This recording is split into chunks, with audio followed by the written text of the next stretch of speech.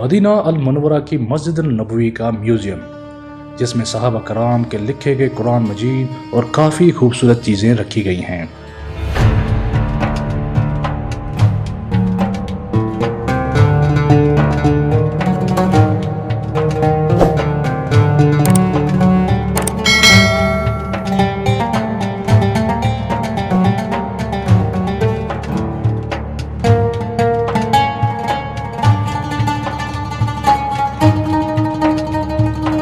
आप हजूर करीम सल्लल्लाहु अलैहि वसल्लम के दौर में लिखने के लिए चीज़ें बर वक्त मुहैया नहीं हुआ करती थीं, तो आप हजूर करीम सल्लल्लाहु अलैहि वसल्लम जो आयात नाज़िल होती थीं तो उनको दीवारों या पत्थरों पर लिखवाते थे।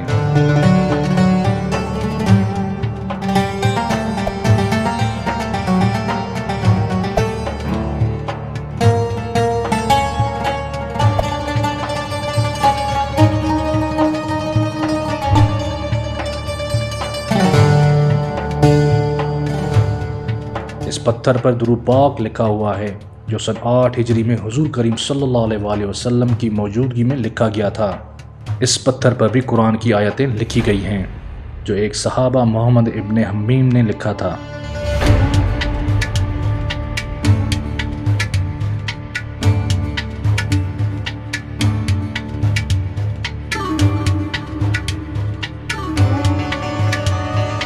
ये कुछ पत्थर हैं जो नायाब हैं और वह मदीना के पहाड़ों से मिले थे, जिनको यहाँ संभाल कर रखा गया है।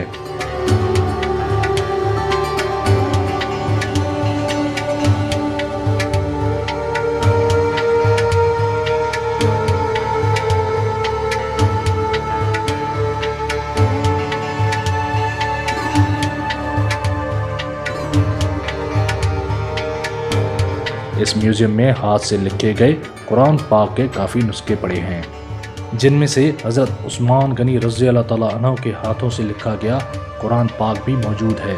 कहते हैं कि हज़रत उस्मान गनी रज़ी अल्लाह तआला अन्हु का पहला लिखा गया कुरान आज तुर्की में मौजूद है।